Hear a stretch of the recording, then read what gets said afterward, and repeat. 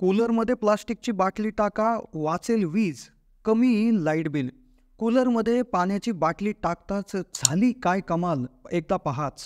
आता जास्त कूलर वापरूनही लाईट बिल येणार नाही. एक असा छोटासा जुगाड ज्यामध्ये कूलरमध्ये एक बाटली टाकायची आहे, ज्याने लाईट बिल तर कमी होईलच, पण प्रचंड गार हवा, AC पेक्षाही गार हवा तुमचं कूलर देईल. कूलरच्या हवेचा येणारा वास, कुबट वास देखील बंद होईल. कूलरमधून येणाऱ्या हवेमधून अगदी सुगंधी वास येणार आहे. कूलर संबंधी 4 ते 5 अशा अनोख्या टिप्स आम्ही व्हिडिओमध्ये सांगू की ज्या वापरल्या तर जास्तीचं जास्त कूलर वापरून देखील लाईट बिल कमी होईल आणि प्रचंड गार हवेचा फायदा तुम्ही घेऊ शकता. ती AC घरात बसवल्यासारखं देखील तुम्हाला वाटू लागेल. चला तर सुरू करूयात हा व्हिडिओ. पण तत्पूर्वी चॅनलला जर नवीन असाल तर जरूर सबस्क्राईब करा, जेणेकरून तुम्हाला अशाच नवनवीन अनोख्या माहिती सगळ्यात आधी भेटत राहतील. आता उन्हाळा म्हटलं की पंखा, कूलर, AC, फ्रिज यांचा वापर जास्तच वाढतो. त्यामुळे या कालावधीत वीज जास्त वापरली जाते, परिणामी लाईट बिलही खूप जास्त येतं. पण आम्ही तुमच्यासाठी हेच लाईट बिल कमी करण्याचा एक जबरदस्त जुगाड घेऊन आलो आहोत. व्हिडिओमध्ये अशा 4 ते 5 टिप्स सांगणार आहोत की ज्या माध्यमातून कूलर जरी जास्त वापरलं तरी तुमचं लाईट बिल कमी होणार आहे. तुम्ही विचारही केला नसेल की तुमच्याकडे असणारी एक साधी प्लास्टिकची बाटली जी तुमच्या विजेची बचत करू शकते. प्लास्टिकच्या बाटलीमुळे तुमचं लाईट बिल कमी होईल. एवढंच नाही तर कूलरमधनं प्रचंड गार हवा देखील येणार आहे आणि जी कूलरच्या हवेतील वासाची जी दुर्गंधी आहे ती देखील संपणार आहे. कूलरमध्ये प्लास्टिकची बाटली टाकून वीज बिल कमी करण्याचा हा जो काय जुगाड आहे याचा एक व्हिडिओ सोशल मीडियावर प्रचंड व्हायरल झाला होता. त्यामध्ये एका गृहिणीने कूलरमध्ये एक बाटलीचा वापर करून वीज बिल कमी करण्याविषयी माहिती दिली होती. पण आमच्या टीमने पुढे जाऊन रिसर्च केलेला आहे आणि ज्याचा वापर आम्ही आमच्या घरी देखील केलेला आहे. मग त्यामुळेच स्टेप बाय स्टेप आपण 5 अशा टिप्स जाणून घेतोय की ज्याने नुसतं लाईट बिल कमी होणारच नाही तर तुमच्या कूलरमधून प्रचंड गार हवा देखील यायला सुरुवात होणार आहे. आता प्लास्टिकची बाटली आणि विजेचा संबंध काय? आता 2 टिप्स अशा आहेत, या 5 टिप्सपैकी 2 टिप्स अशा आहेत की एकाने वीज बिल कमी होते तर दुसऱ्याने प्रचंड गार हवा कूलरमधनं यायला सुरुवात होते. आता काय होतंय, तुमचा पहिला प्रश्न असा असेल की प्लास्टिकची बाटली वापरून वीज बिल कशी काय कमी होईल? आता असा प्रश्न साहजिकच तुम्हाला पडेल. तर आपल्याला याच्यामध्ये काय करायचं आहे की प्लास्टिकच्या बॉटलचा वापर आपल्याला कूलरच्या संदर्भात करायचा आहे. आता आपल्याला सगळ्यात आधी काय करणार आहोत, आपण प्लास्टिकच्या बॉटलचा वापर आपल्याला 2 वेगळ्या पद्धतीने करायचा आहे. आता याच्यामध्ये सगळ्यात आधी आपल्याला काय करायचं असतं की कूलर ज्या रूममध्ये चालू करायचा आहे त्या रूममध्ये लगेच गेल्यानंतर कूलर न चालू करता सगळ्यात आधी तुम्ही फॅन चालू करायला पाहिजे. फॅन चालू केल्याने काय होईल की जे रूममध्ये उपलब्ध असणारी जी काय गरम हवा आहे ती पूर्ण त्या ठिकाणी बाहेर निघून जाईल. त्यानंतर तुम्ही तुमचा कूलर सुरू करायचा आहे. आता हा कूलर सुरू करत असताना पहिली टीप जी तुमचं जे काय कूलरमधून निघणारी हवा प्रचंड गार करणार आहे.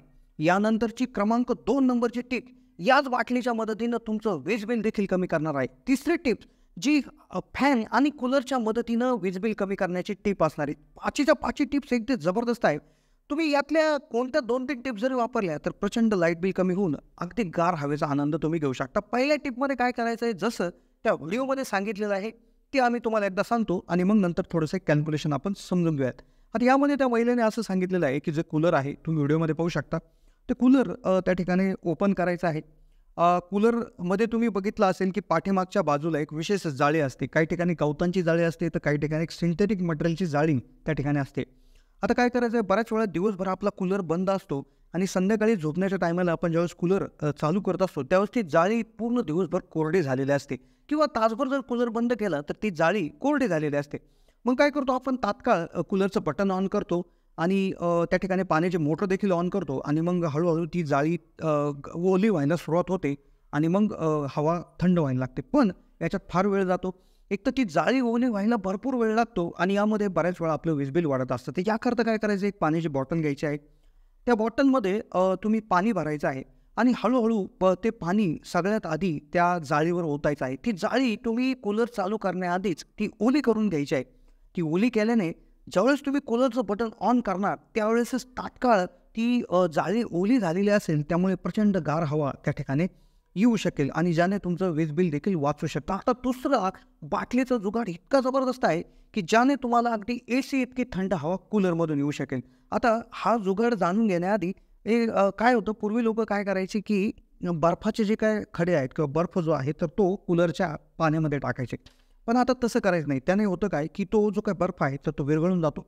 लवकर संपून जातो आणि परत गरम हवा यायला सुरुवात होते. तर आता आपण काय करायचं आहे, इथे आपण 1 लिटरची बॉटल प्लास्टिकची घ्यायची आहे. तिच्यात पाणी भरून ती फ्रीजरमध्ये ठेवायची आहे. पूर्ण तिच्यामध्ये बर्फ होईपर्यंत ती बॉटल फ्रीजरमध्ये ठेवायची आहे.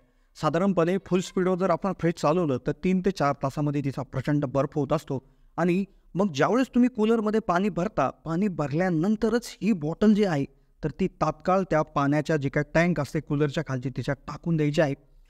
तुमचा विश्वास बसणार नाही, आम्ही हे कायम करतो आहोत आणि जबरदस्त गार पाणी त्याचं जे काही टेम्परेचर आहे, तेथील आतील पाण्याचं टेम्परेचर अतिशय वेगानं कमी होतं आणि त्यामुळे ते जे काही पाणी आहे, तर ते ज्यावेळेस जाळीवर पडतं, तर ते देखील गार असतं आणि एकंदरीतच अगदी वातावरण गारेगार कूलरमध्ये होतं आणि त्यामुळे त्याच्यामधून पास होणारी जी हवा आहे, ती देखील गार यायला लागते आणि लवकरात लवकर तुमची रूम थंड होते आणि बऱ्याच वेळा आमच्या असंही लक्षात आलेलं आहे, की तासभर कूलर चालवल्यानंतर आम्हाला तो बंद देखील करावा लागलेला आहे आणि मग यामुळे होतं काय, की या टिप्समुळे तुम्ही म्हणाल फक्त हवा गार येते, पण लाईट बिलच कमी होण्याचा प्रश्न काय? तर एक सिंपल कॅल्क्युलेशन आम्ही असं काढलं, की जर फॅन आणि कूलर या दोन्हीमध्ये जर वीज जाण्याचं जर आपण एक कॅल्क्युलेशन जर केलं, तर आपला फॅन एक जवळपास 100 वॉटचा असतो. तो जर 24 तास वापरला, तर तो 2.5 युनिट्स खर्च करतो. पण तेच जर कूलर 200 ते 300 वॉटचं त्या ठिकाणी येतं आणि 24 तासामध्ये ते जवळपास 8 ते 10 युनिट वापरत असतं. त्यामुळे जवळपास तिप्पट ते चौपट वीज वापरतं कूलर. तर त्यामुळे कूलर जितकं जास्त वेळ चालू राहील, तितकी ऊर्जा तुमची कमी खर्च होईल, तुमचं तितकं लाईट बिल कमी होईल. मग याकरता काय करायचं आहे, की हा जे काही बर्फाची जी काही बॉटल आहे, तर ती त्या ठिकाणी टाकून ठेवायची आहे. जेणेकरून तात्काळ तुमची रूम एकदा गार झाली, की तुम्हाला नंतर जास्त वेळ हे कूलर चालू ठेवण्याची गरज पडणार नाही. आता तिसरी टिप्स जी आहे कूलरच्या बाबतीत, तर ती म्हणजे जाळी बदलणे. बऱ्याच वेळा ज्या गवताच्या जाळ्या असतात, तर त्या भरपूर वेळा खराब होत असतात. हळू त्याचा वास यायला त्या ठिकाणी लागत असतो. तर अशा वेळेस आपण त्या जाळ्या बदलणं हे आपलं काम आहे. कारण की जाळी जर खराब असेल, तर ती ते पाणी होल्ड करून ठेवू शकत नाही. ती लवकर त्या ठिकाणी पाणी धरूनच ठेवू शकत नाही. ओली ती लवकर कोरडी होते आणि त्यामुळे गरम हवा त्या ठिकाणी यायला सुरुवात होते आणि मग आपण भरपूर वेळ कूलर त्या ठिकाणी चालू ठेवतो आणि अशा वेळेस आपलं लाईट बिल वाढायला सुरुवात होत असते. त्यामुळे हे जे काही जे काही जाळी आहे, तर ती लवकरात लवकर बदलणं गरजेचं आहे. आता कूलरच्या हवेचा वास जो आहे, तो बऱ्याच वेळा थोडासा कुबट वास येतो. तर तो जाण्यासाठी तुम्ही एक कापडाची पिशवी, अशा पद्धतीची कापडाची पिशवी घ्यायची आहे. त्यामध्ये थोडासा बेकिंग सोडा त्या ठिकाणी टाकून, त्यामध्ये एक आपली घरगुती जी पॉन्ड्सची पावडर असेल, तर ती टाकायची. 1-1 चमचा दोन्ही टाकून ती पॅक करून ती जी काही पिशवी आहे, तर ती पाण्यामध्ये टाकून द्यायची आहे. मग काय होईल, हळूहळू जसं पाण्यामध्ये थोडं मिक्स होईल, तसा वास यायला सुरुवात होईल आणि भरपूर दिवस, एक 10-15 दिवस हा एकदा हे कापडाच्या ह्याच्यात बांधून जरी टाकून दिलं, तरी 15 दिवस अगदी चांगला वास त्या त्यामध्ये येत असतो.